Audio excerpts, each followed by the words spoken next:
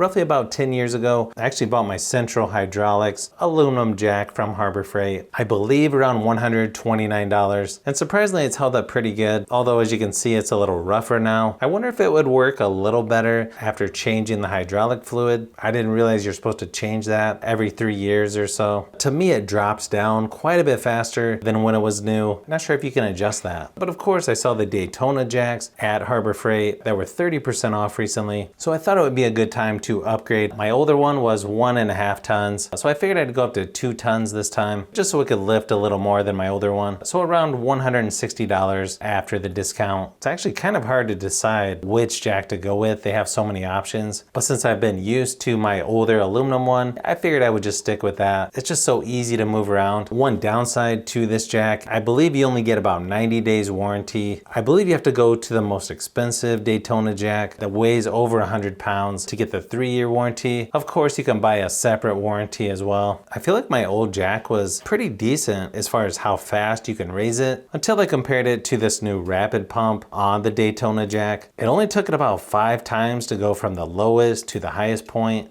versus my old jack, which was at least double that. The max height on this is about 16.75 inches, so about a 1/2 inch lower or so than my old jack. I also noticed the jack handle is a tad shorter on this Daytona one. It's also a smaller diameter, which I'm actually okay with. I feel like the shorter handle is probably better if you have other vehicles near you or if you're next to a wall. I gotta say, the new Daytona Jack definitely feels like a nice upgrade. I am a little concerned that a lot of the parts on it are painted all black, or I guess it's powder coated. So we'll have to see how that holds up. I'm hoping it doesn't get too many scratches on it anyways, because in person, yeah, this thing looks pretty sweet. I can see why people really like these Daytona Jacks. It definitely feels more high-end than I was expecting. I also like it's got a little padding there on the handle, so it doesn't ding up my vehicles too bad. I kind of made my own version of that on my old one. I actually used it as a parking spot guide because our old garage was so small. Again, overall, it seems like a nice upgrade over my older aluminum jack in just about every way. We'll have to see how it goes once I use this a little bit longer. Curious to see how the paint holds up. So if you're thinking about going with a Daytona Jack versus some of the others,